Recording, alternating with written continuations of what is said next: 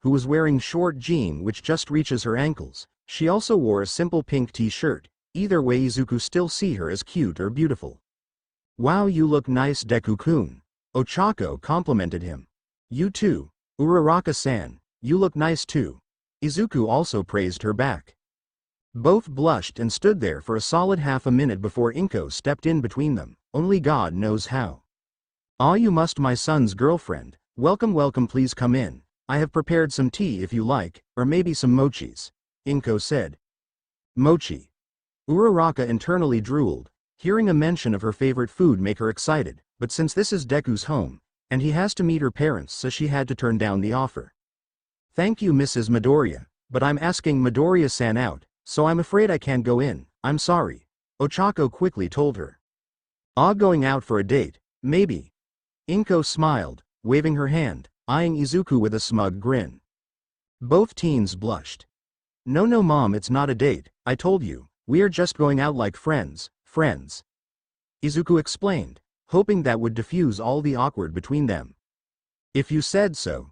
Inko gave him the thermos. Izuku quickly put in his shoes and bid her a goodbye and ran. His mother just giggled. A mother always knows Izuku. The two teens just standing at the door, still embarrassed about what the mother said. Ochako just played with her hands while Izuku rubbed the back of his neck. So here is their plan, or maybe Izuku's. They will go to Ochako's house. Maybe he should buy some gardenias like how All Might suggested, and the last step is surviving. He doesn't have a good amount of experience in socializing, let alone meeting another girl's parents. Girl's parents is more right. Izuku hoped that he wouldn't mess up. Ochako seemed to notice his expression, but too bad she was also in Izuku's shoes. She is also afraid this little date would fail. She doesn't want to make her parents sad. So Ochako had a small solution to calm her and Izuku. She took his hand.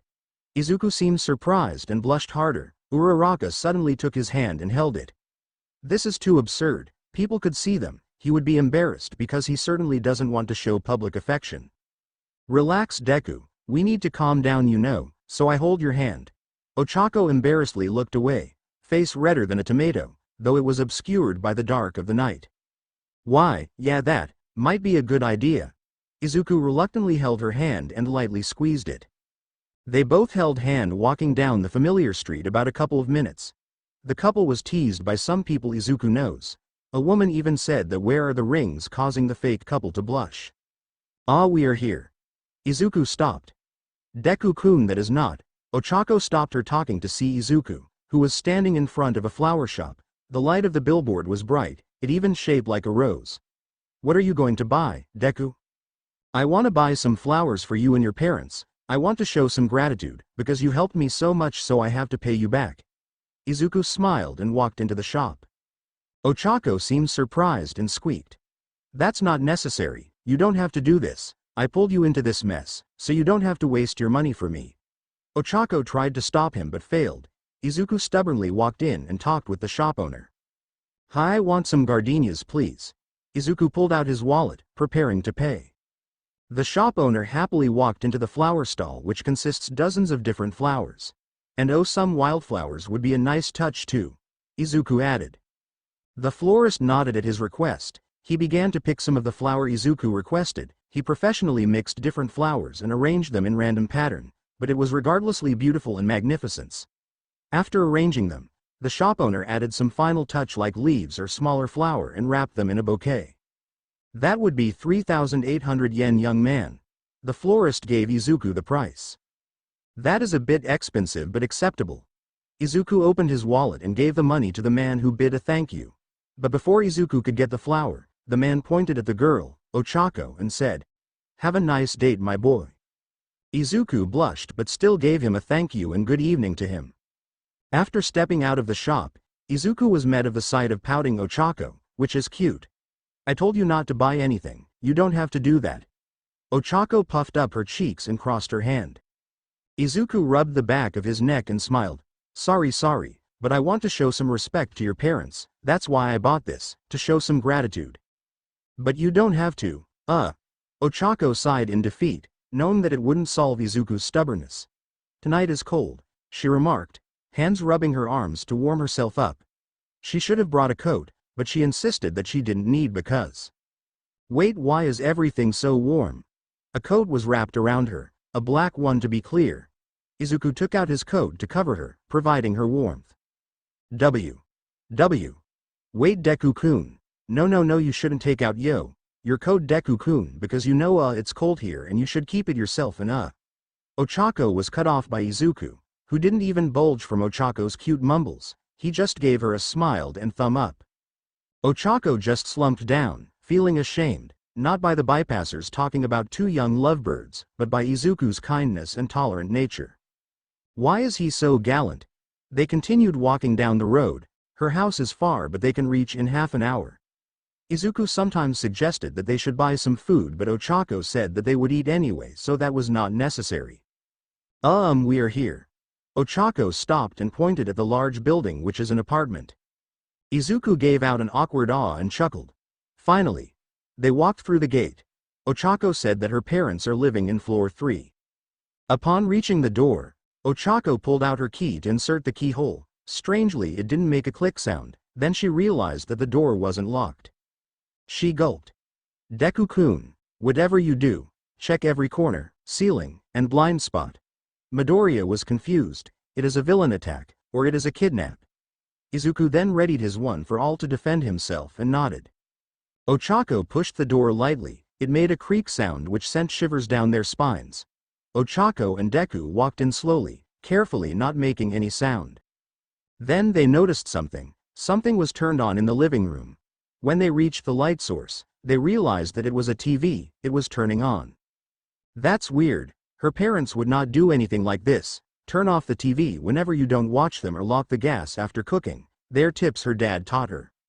She held out her arm, readying to float anything that moves. Deku did the same thing. He clenched his hand to punch. But then she saw something. A note. Beside it was a hammer. She picked it up to read. Izuku also looked at the note from behind. Look behind. They did what they were told. Ochako. A shout coming from behind the couch. Ah! Both Ochako and Deku jumped and hugged each other tightly, holding to their dear life. Haha, I got you again, Ochako. You should learn how to expect surprise. I don't you to become like your grandpa. A broad, tall man joked. Oh dear, this is the 27th, isn't it? A woman similar to Ochako popped out from behind the couch like her husband. After calming down their breaths, Deku and Ochako let go of each other. Both of them sat down and sighed. I almost had a heart attack, Ochako said. The parents laughed. The father took the hammer from the table and put it in his holster attacked in his calf. But then he looked at Izuku. Izuku froze. Oh right, the first would ever step. Introduce yourself. Hi sir M. My name is Midoriya Izuku. And I am Ochako's boyfriend. Nice to meet you, sir. Though it was a bit faltering, he didn't mess up the introduction. The man smiled. Hello Midoriya Izuku. My name is Uraraka Dansei. Nice to meet you. He held out his hand. Izuku took this as a handshake sign, so Izuku did the same. But the man instead lunged at him and hugged the hell out of him. While Ochako and her mother were conversating, they noticed Izuku and Dansei were getting along. Her father was hugging Izuku like a bear, but the brown-haired girl gasped when she saw Izuku's green face. Dad, you are suffocating him. Ochako ran toward the men. Oh, I am being careless again. Sorry, young man. Dansei released him and patted his back with a little bit of force. The young man breathed in and out. The hug did more damage than Bakugo's explosions. Also, my daughter's boyfriend is here. What is your name, young man? Ochako's mom asked him. After regaining his breaths, Izuku answered. It's Midoriya Izuku, ma'am. Izuku straightened his back. Hello Izuku. My name is Uraraka Kurata. Nice to meet you. She held out her hand for a handshake. Izuku shook it. He expected a hug but it never came, thank Kami. Oh, what a handsome young man. Come here, dinner will be served soon. Kurata done shaking his hand and walked to the kitchen. Hi, thank you miss. Izuku said. While we are preparing dinner, why don't you two watch some TV? Dansei advised them. No sir, I can help. Izuku quickly told him, much to Ochako's whimpers about it. No, it's fine, you are the guest, so sit down.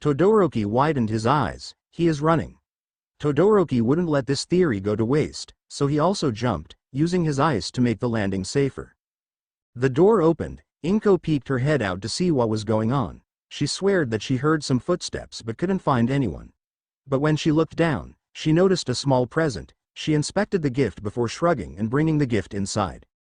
Must be from Toshinori's, she blushed. All Might kept running, using all of his leg muscles to outrun Todoroki. He learned this tip from an anime about a bunch of muscular men. All Might, I just need you to answer some questions. How did you meet Miss Midoriya? Why you only showed up when Midoriya enrolled UA? Is Midoriya Hisashi your real name? Todoroki asked from behind him. He is not using his ice because he didn't want to make a mess.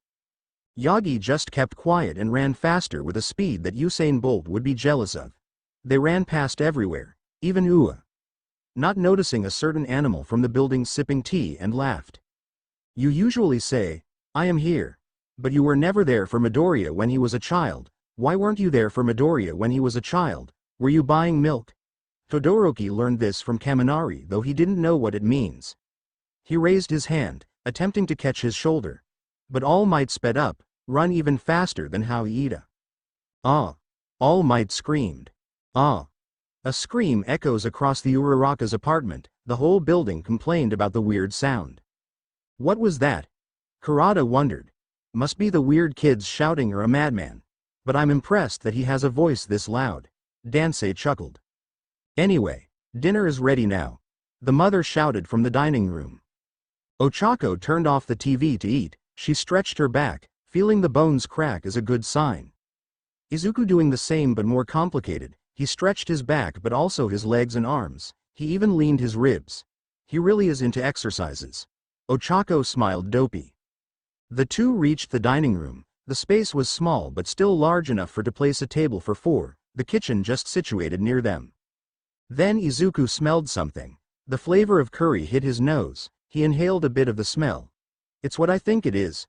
He didn't notice the Urarakas were looking at him. Ochako blushed, Dansei laughed and Kurata chuckled.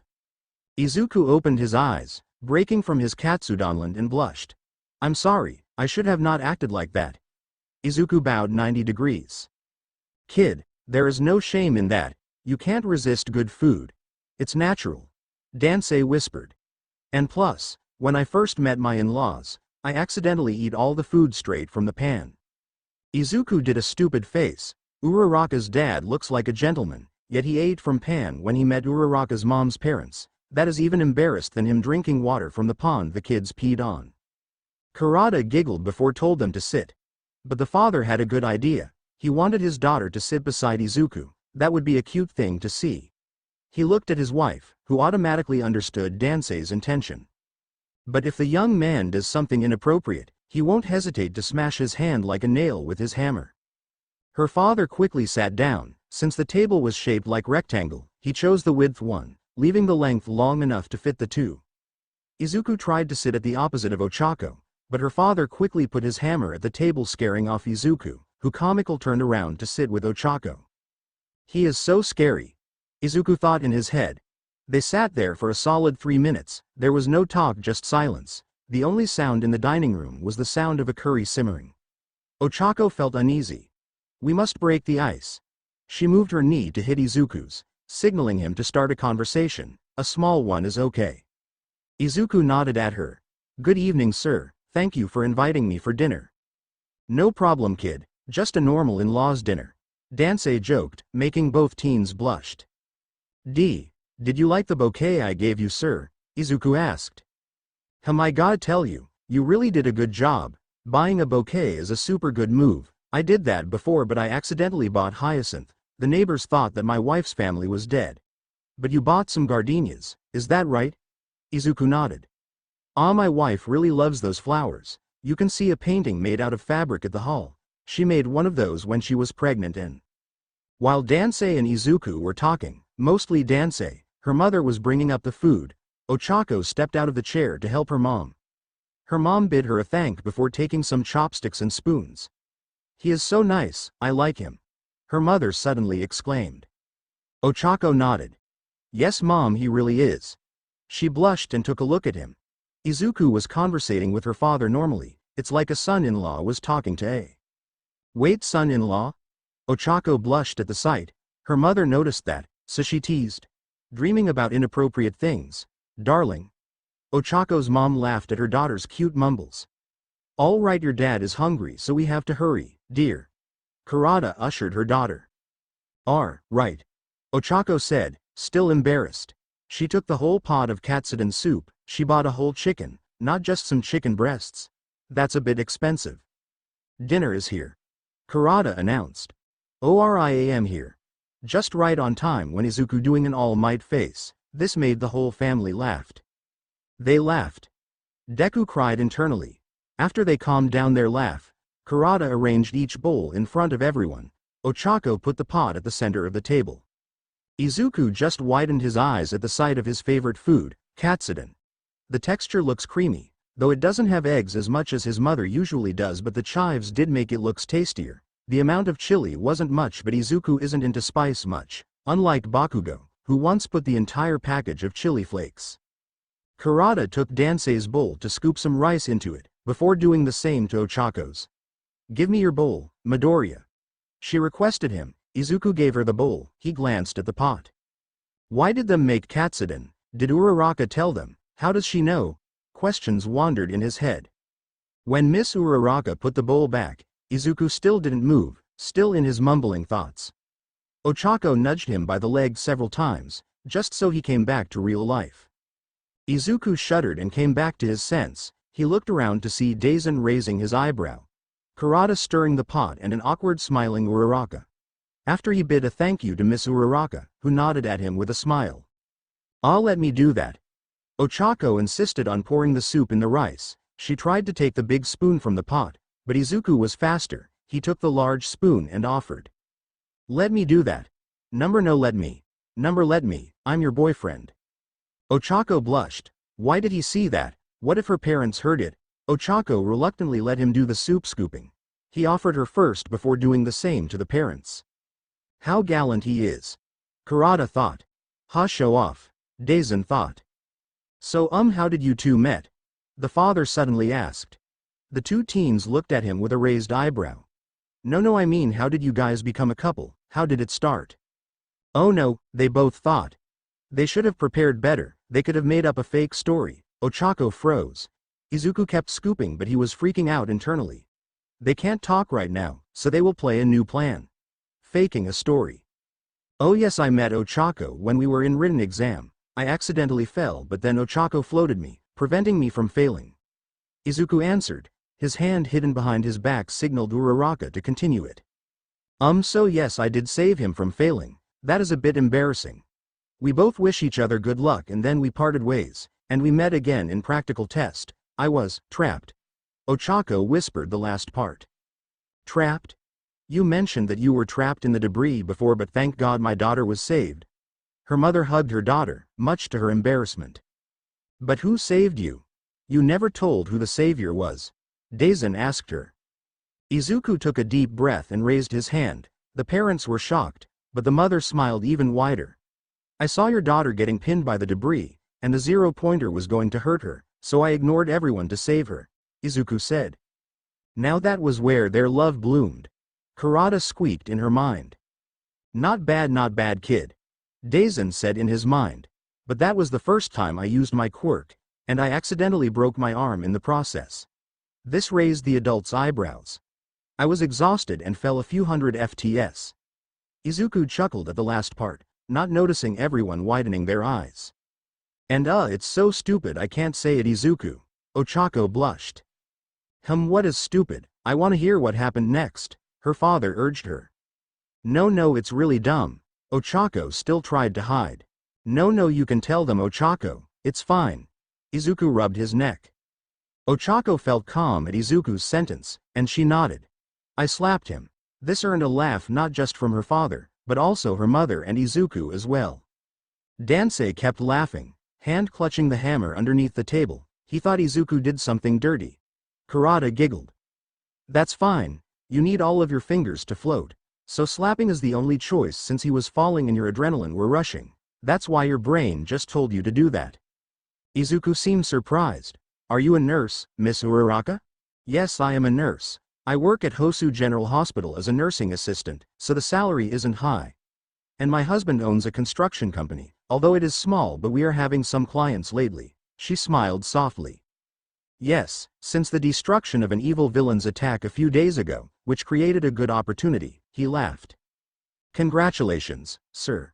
I hope you will be more successful in the future. Izuku wished him good luck. All right, everyone. We have been wasting too much time on chatting, we should eat, Ochako reminded everyone. Oh right, it is nearly 8 o'clock already and I have not even touched my katsudon, one bowl kid. Dansei ordered him. Yes sir. Izuku scooped him a spoonful of soup, carefully not overdoing the soup, just the right amount to make it not fed up. He then gave it to Ochako's father, who thanked him. After that he did the same to Miss Kurata and Ochako and then for him. Oh wow. Just look at the texture of the bowl. The chicken was cooked nicely and crisps look so beautiful, it reminds me of small waves. And the eggs are so majestic. Adding some onions and soy sauce was certainly a smart technique and the oh wait no analyzing the food. Kachan scowled me once, but overall it looks nice. Izuku mumbled spree in his head. Unfortunately, Izuku didn't just mumble in his head, but also his mouth. Kurata was surprised that Midoriya was complimenting her cooking skill. Dansei took out his hammer readying to stop the whispers but Ochako stopped him. I'm sorry. Izuku apologized everyone. Nothing much kid, just don't say it out loud. My wife would die of a heart attack. Dansei joked and began eating his food. With everyone else digging into their food, that left only Izuku. He rated this bowl was good, but only visually, so he began scooped a spoon of rice and put it in his mouth. Delicious. Izuku remarked. The flavor was perfectly balanced between spiciness and crispiness of the chicken. The egg was not fed up, probably she simmered the eggs, and the onions were charred only a bit, which is a good combination. It's so delicious, not as good as my mom's katsudon, maybe only behind her, but the key of a good katsudon was the soup. Luckily I added a decent amount of broth so the rice wouldn't not be fully soaked, and the compliment goes on. It's really good honey, not bad for the first time, Dansei told his wife. Aw thank you, dear. Kurata blushed. Wow it is really delicious, Mom. You should make these sometimes, though next time you should buy only chicken breasts. Ochako remarked and advised her mom. And he is enjoying it. The father looked at Izuku, who were munching the rice and often examined it. So Ochako, while you were eating, could you tell us the rest of the story? On how we got together? The parents nodded. She cleared her throat. After the practical exam, we coincidentally placed in class 1A, and we usually talked and then we got closer. She thanked Midnight Sensei for her ability to snitch and lie. Midnight often taught them to do illegal but legal things heroes should do, such as spying, snitching and lying. And at some point I had a crush on him. Ochako blushed, much to her parents' delight.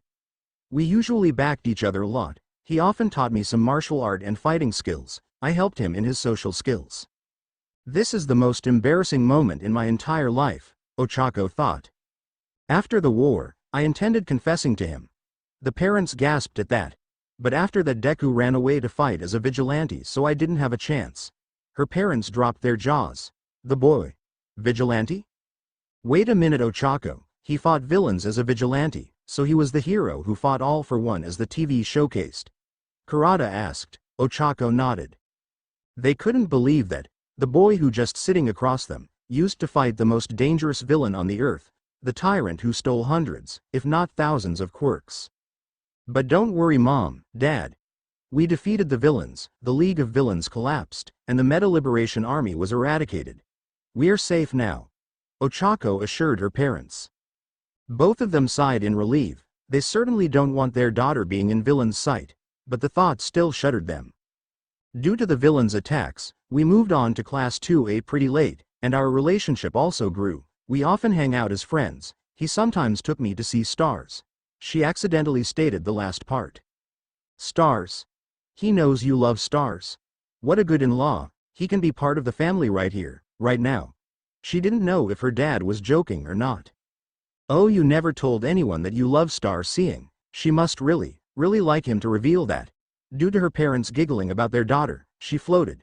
But Kurata prevented by extending her daughter leg and held it. After deactivating her quirk, she continued. That's all until we reached 3rd year. My friends encouraged me confessing him, and I did. Ochako lied through her teeth, but her parents believed it anyway.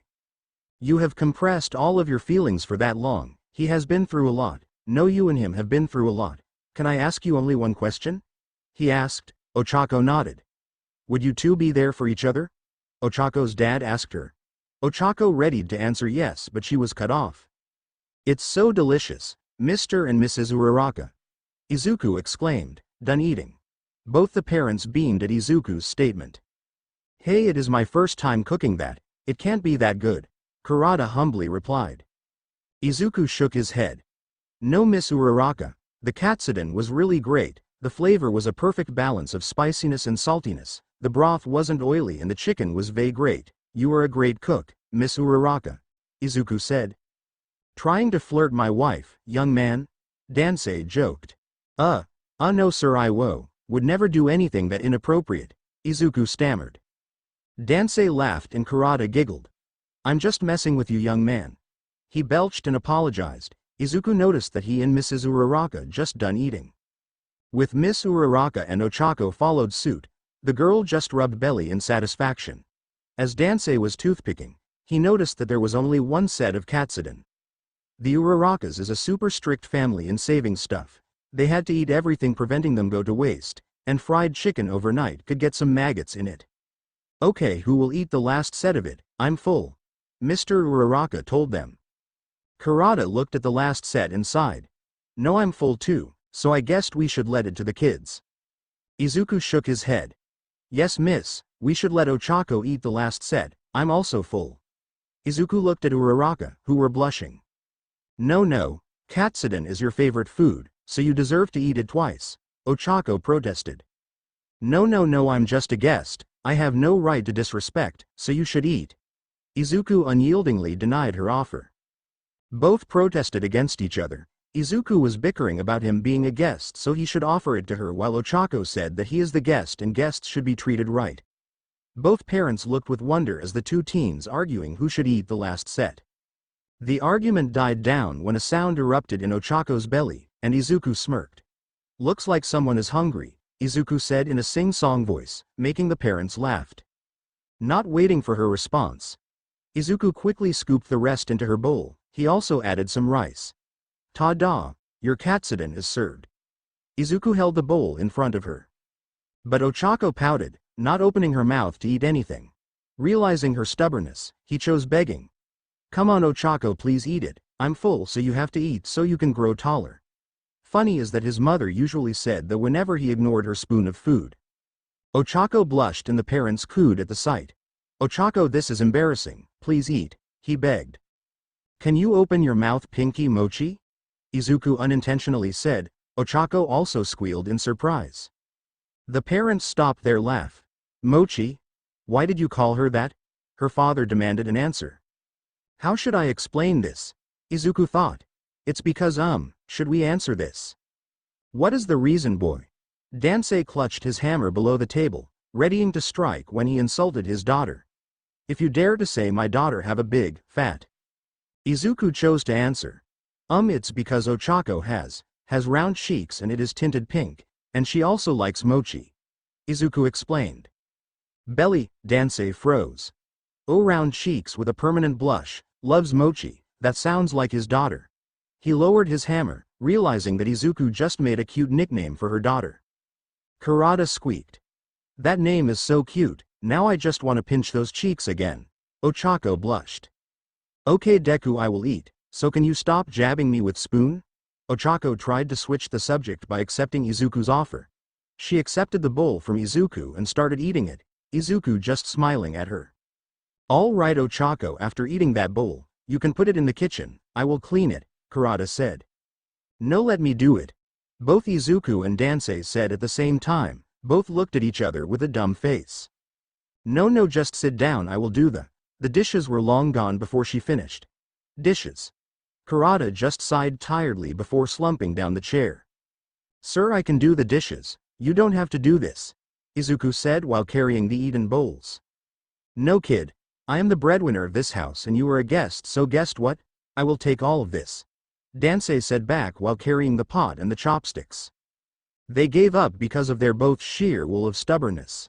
Izuku turned on the water to pre-wash the bowls while Dansei threw in the chopsticks. Izuku grabbed the sponge and Dansei quickly poured some detergent on it. They worked with each other with a weird accuracy. Whenever Izuku done something, Dansei would take the next one for him in reverse. After cooperating in Operation Dishes, Dansei told him to come to the balcony to have a small talk. After the two finally have some privacy, he asked, "Do you love my daughter?" "Huh? Can you ask again, sir? I didn't hear it quiet right," Izuku asked. "I asked, do you love my daughter? That was the question," Dansei asked him with a deep voice. Izuku gulped. A few minutes ago Mr. Uraraka was a cheerful, funny man, but right now the aura radiating from him was so menacing, it almost made Izuku fainted. "Yes sir, I love your daughter," Izuku boldly answered, just like what All Might taught, expect every question from the parents. I get it." He scratched his chin. "Could you make a promise with me, just one?" he asked. "Yes sir." Izuku wondered what it is. Could you protect her? He just asked a simple question. The memory flowed back, the USJ, the war, all the battles with the villains. He and Uraraka did survive all of those, but they aren't sure what the future holds. "Why, yes sir, IWI, will protect her," Izuku weakly answered. "Wrong." Daisen growled lowly. "That is not the answer I was expecting, answer again." Izuku was surprised. "Wrong answer," he said, so he tried again. "Yes sir, I can and WI, will protect her." "Wrong." "Yes sir, I can and I will protect her." "Wrong." "Yes sir, I can and I will protect her." That was the answer I was expecting. Dansei smiled and patted his shoulders. "You are a good kid, so is Ochako. You two must watch and protect each other. We don't know what the future is planning, so you two must be there for each other," he said before walking away from the balcony. Izuku froze. Uraraka's father just asked him if he could protect her, and he said yes. Does that mean that Mr. Uraraka trusted him now? He even granted permission to marry her? Izuku blushed at the thought of a bride Uraraka walking to the altar, with him wearing a suit, the pastor channeling them and declaring them bride and groom. But at the end of his imagination he saw 13 more brides beside Ochako. "Deku-kun." Ochako called him from behind. "Why are you here?" she asked him. Uraraka-san, I had a small talk with Miss Uraraka, nothing much." He lied. "That's why." She chuckled before walking next to him. "Your parents are nice, I like them," Izuku commented. Ochako giggled. "Of course, because you scored them all." "Huh, what does that mean?" "That means they like me," Izuku asked. "Yeah, silly. My mother said that multiple times and my dad didn't bring out his hammer like usual, so you did a good image." Ochako bopped his nose. "I guess," Izuku joked. "So with your parents done, that means I still have 13 more to do," Izuku reminded her. Ochako pursed her lips. The girls asked him out. Not only her. If she is not wrong, Izuku will go with Yaomomo to the conference tomorrow night. But still, why did the girls ask Deku? Yaomomo could have invited Todoroki or Iida, but she instead chose Deku, so did the other girls. "Hey, can I ask a question?" Izuku pushed her out of her though. "Yes, you may ask," Ochako told him. "Why did you choose me?" Ochako blushed. She didn't expect this answer. Izuku just asked her why and she simply doesn't know the answer. Was it because she was out of choice, or she just randomly chose Izuku? "Because she likes him." Because you know you are reliable, and you are really a good friend to me, you understand me, you were always backing up for me, you protected me and you were best friend I have ever had," Ochako answered, looking at him. Izuku nodded in understanding, also looking right at her. "Thank you." By some miracle, or in short plot, they leaned closer, closing their eyes as their lips met. Ochako was shy and Midoriya was scared, but he was more happy that his crush was kissing him deeply. All of this was observed by both Urarakas, or only the mothers, since Dansei was watching the TV, Kurata dreamily watching them, smiling brightly. "Hey Dansei, do you remember the first kiss we have?" Dansei smiled as he thought about it. He nodded. "This is so cute, I'm gonna take a picture of it." Kurata took out her phone, with Dansei curiously appeared beside her, which didn't make her flinch. She took a picture of them kissing. Luckily the teens weren't aware of that.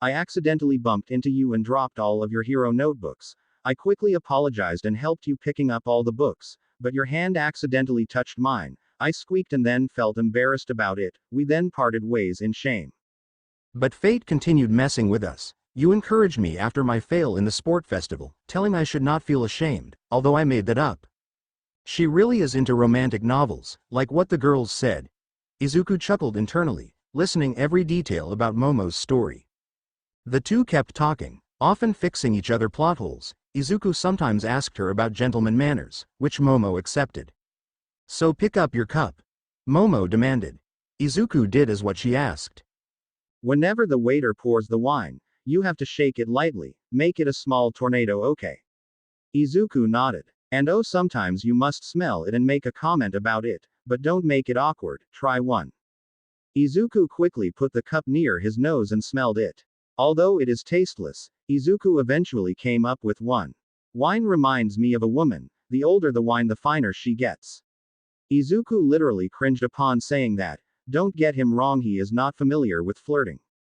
Momo laughed awkwardly. That is okay, you can try when you get home. Izuku just sighed and continued eating. The rich girl cleared her throat. Okay, let's continue. When we cheer, we don't want to cheer by the rim, that would break the glass, so don't do that. We instead cheer by hitting the bottom part. Momo instructed him. She held up her plastic cup, signaling Izuku to hit it. Izuku did the same. He took the cup and clashed it by the bottom. It made a very loud sound, but luckily no one paid attention to it. They continued practicing it, making sure that Izuku would remember this helpful tip. Wow, I never knew that drinking wine would be this troublesome. Izuku chuckled. I know, right?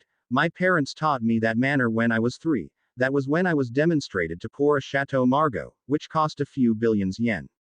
My father scowled at me a lot because I spilled 2 drops on the table, but they quickly forgave me because my mom persuaded him. Momo recalled the memories, not noticing the look of awe of the whole cafeteria, especially Uraraka, who literally passed out upon hearing the price. The green-haired boy's sweat dropped, a few billions yen, yet she mentioned it like it was nothing. Knowing Momo was rich but humble, she sometimes flaunting her richness. Oh, I'm sorry, I should have not done that. Momo blushed, scratching her neck. No, it's fine, Izuku assured her. Momo sighed. I should learn how to control my flaunting. Izuku laughed nervously and resumed his eating again, not knowing the look of jealousy from Mineta and Kaminari, who were glaring at them. Midori has been hanging out the girls a lot, right, Mineta-kun? The blonde boy asked the grape. Yeah, a lot. I bet they are doing something fishy. The purple boy gritted his teeth. Midoriya broke the bro code. Bros before hoes. They both chanted. Oi, dunce face. Grape juice, shut the fuck up. Bakugo yelled at them. Bakubro, calm down. Hiroshima told the explosive Pomeranian. TCH, fucking annoying. Bakugo muttered before eating the jajapeno. Izuku and Momo were chatting like usual. Momo sometimes whispered some random times about messing up with her quirk, like accidentally make a staff hitting her face while summoning it, or a paint gun that shot backward. The two kept talking until a notification rang from Momo's phone. From curiosity she pulled it out to see a message from her mother, which said, Mom, sweetie, guess what? The conference also held a tango dance contest. It will be very fun. Can your boyfriend dance? Oh, silly me, of course he can dance, right? Momo froze. Tango. She sure can dance, but how about Midoriya? Does he have any experience in it? So Midoriya, can you dance? Momo asked. Ah, Shido taught me some dances, because to increase my flexibility. Izuku answered with a mouthful of food. Momo nodded. Okay, that would be fine. Yes mom, he can dance. She didn't know, but she technically heard the squeak from her mother a few blocks away. She could just feel it. Mom, okay sweetie. Such a qualified son-in-law, right? I can't wait to meet him. And also Mr. Hakamada will finish the suit soon, so remind him to take it, okay? Momo blushed at the word. In-law. No, that can't be it, right? They're dating, fake dating. After this they would just let this slide, back to be friends. You mom, that is not funny, don't tease me like that. Plus, we're just dating, not marrying. Mom, who knows the future holds, sweetie. And I am old now.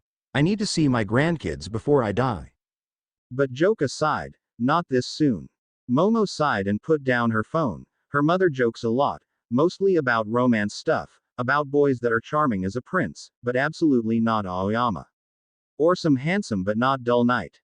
Or a gentleman that can dance with her, tango dance. Wait, tango?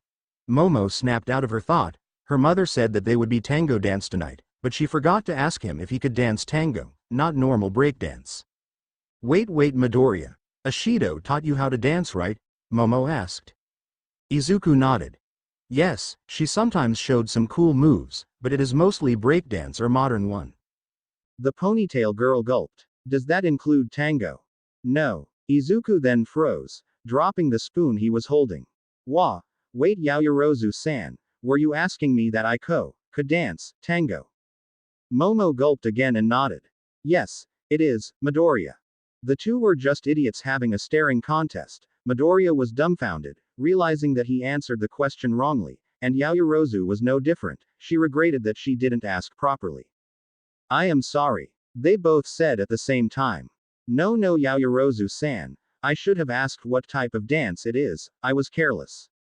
No, Midoriya. It was I the wrong one, I should have made a clearer question. No, it was me. Izuku protested. It was me. Momo stubbornly said. It was me. No, it was me. You thought it was Midoriya or Yaoyorozu, but it was me, Mina. Someone said beside them. Izuku and Momo stopped their argument, but due to the surprise they both jumped. Mina really could make them have a heart attack. Ashido, stop this such childish surprise game already. Momo said after regaining her breath. Sorry. Looks like you two lovebirds were having an argument, right? The shippy Mina asked. No, we were just having a misunderstanding. We were just discussing a plan. Izuku quickly replied with a blush. I thought there would be some lovey-dovey stuff that cheesy couples would do. Oh well, just do your thing. Mina felt bored, so she just walked away. Oh wait, Ashido, I just want to ask one question. Izuku stopped her. Mina comically turned around. What is it, Midori? Can you teach me tango? No. Mina answered in nanosecond. Izuku was taken back. Why? You are good at dancing. Breakdancing. Modern dancing. Mina corrected him. And beside, I am not interested in those old and boring tango dance, it was only for old couples. Mina shrugged before leaving. Izuku slumped in defeat. He doesn't know how to dance. Ashido didn't care about it. Who can help him? Maybe he should ask Yaoyoro. A hand tapped his shoulder. Izuku turned around to see who. That person was none other than Bakugo, or Kachan to Izuku. Oi! I overheard that you don't know how to dance tango, right? Bakugo asked. Izuku nodded. Yeah, it is for the conference thing. It is nothing big, Kachan. I could watch some videos on HeroTube, I will imitate them. Nah, Izuku. That would be a disaster, I can help you. Bakugo suddenly offered. After the first year, Bakugo not only tried to put his rage in control, but he also became friends with Izuku again, which makes Izuku happy. No, I mean my dad can help you. He really likes some classic music, maybe a good chance he knows tango. Bakugo advised him. Uncle Masaru. The blonde boy nodded. That is great, Kachan. But I don't want to disturb your family, your father might be busy. Bakugo slapped his back. My dad is free today, so he would be home right now, but remember, avoid my old hag at all cost. Auntie Mitsuki is not that bad, you shouldn't call her hag. Izuku smiled nervously, knowing that the Bakugo woman is a beast, but she is kind. She is annoying as hell, but remember you can ask my father, that's all I can help. Bakugo took a bite of a jajapeno and left. Izuku was considering the idea. Kachan was helping him, that was a weird but good sign. He mentioned that Uncle Masaru loves classic music, there is a great chance he would give even more advice. Suddenly the bell rang, signaling lunchtime is over. Izuku quickly got up, said a simple, see you later, to Yaoyorozu, who did the same. When Izuku put the dishes at the counter, he noticed Lunch Rush was looking at him with pity, don't know how he saw it due to the mask. Izuku just shrugged it off and headed to class, not noticing a chimera was smiling. You crossed one hell only to find 13 others, Midoriya-san.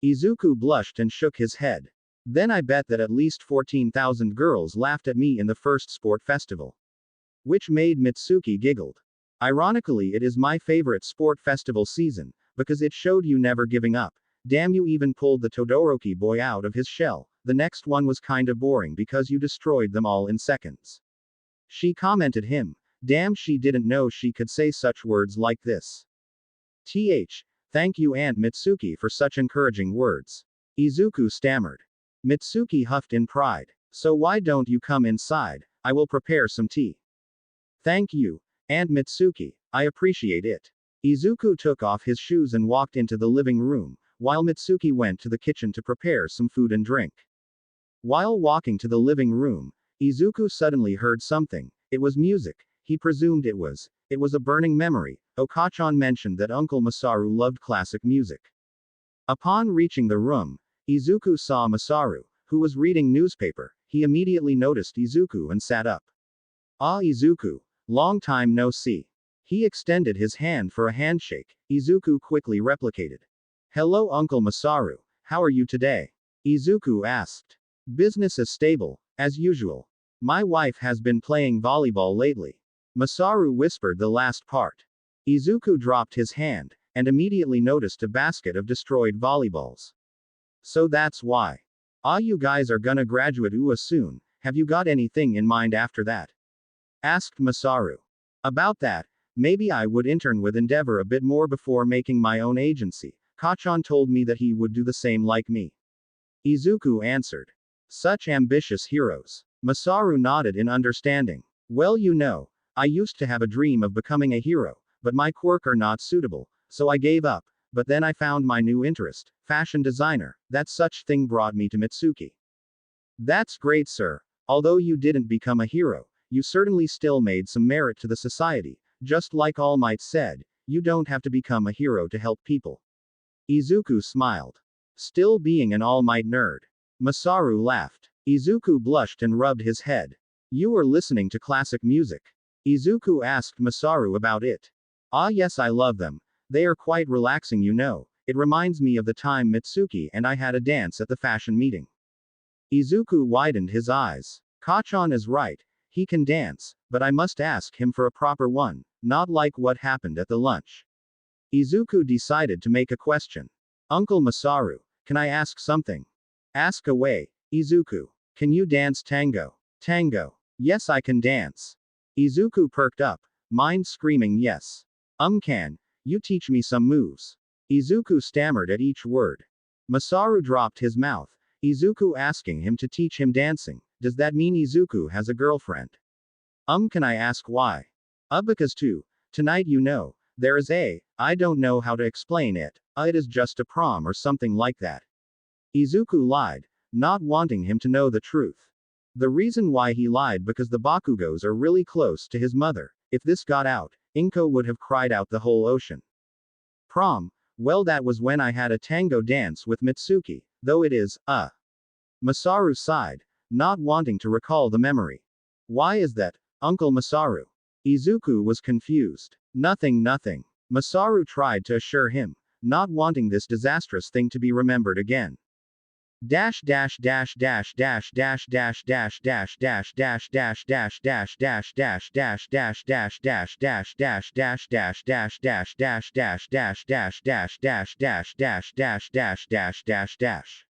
All right, Masaru, let's dance.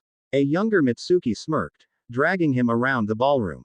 Masaru was a shy man back then, so he just let himself be dragged around with her. When they finally reached the center of the dance floor, she quickly turned around and grabbed his hands. Mitsuki, can't we just watch the others dancing? You know you can't dance.